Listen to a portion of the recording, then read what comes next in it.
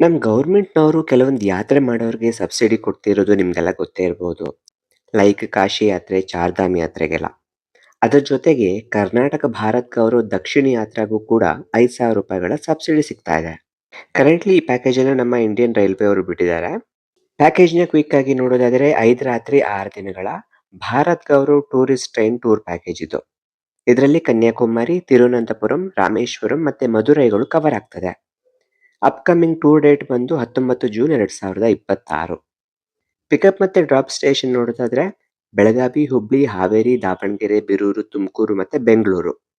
Kanyakumari Bhagavathi temple, Vivekananda rock, beautiful sunset ಆಗಿನ sunrise, ತಿರುವನಂತಪುರದಲ್ಲಿರುವ ಅನಂತ ಪದ್ಮನಾಭ ಸ್ವಾಮಿ ದೇವಸ್ಥಾನ, ರಾಮೇಶ್ವರಂದ ರಾಮನಾಥ ಸ್ವಾಮಿ ದೇವಸ್ಥಾನ, ಕೊನೆಗೆ ಮಧುರೈ ಮೀನಾಕ್ಷಿ ಅಮ್ಮನ್ನ ನೋಡಿಕೊಂಡು ವಾಪಸ್ ಬರೋ ಪ್ಯಾಕೇಜ್ ಇದು.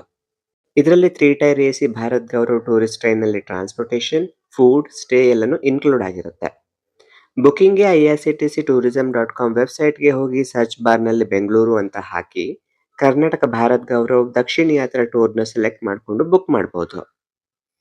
ಇನ್ನು ಹೆಚ್ಚಿನ ಇನ್ಫೋ ಬೇಕಾದರೆ ಈ ನಂಬರ್‌ಗೆ ಡೈರೆಕ್ಟಾಗಿ ಕನೆಕ್ಟ್ ಆಗಿ. ಈ ವಿಡಿಯೋ ಯೂಸ್ಫುಲ್ ಅನಿಸಿದ್ರೆ ಒಂದು ಲೈಕ್ ಜೊತೆಗೆ ಇದೇ ಥರ ಹೆಚ್ಚಿನ ಯೂಸ್ಫುಲ್ ಕಂಟೆಂಟ್‌ಗೆ ಮರಿದೇನು ಚಾನಲ್‌ನ ಫಾಲೋ ಮಾಡಿ.